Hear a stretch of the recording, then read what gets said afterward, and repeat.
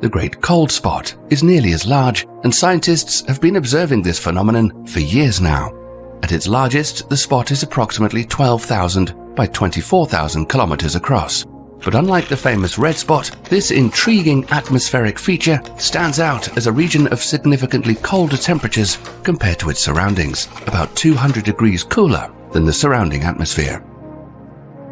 The Great Cold Spot is volatile, disappearing and reappearing from time to time. Scientists have discovered that this phenomenon's recurrence is triggered by the planet's auroras. Because of this correlation, the spot's age is about the same as the age of Jupiter's polar lights, which is in thousands of years.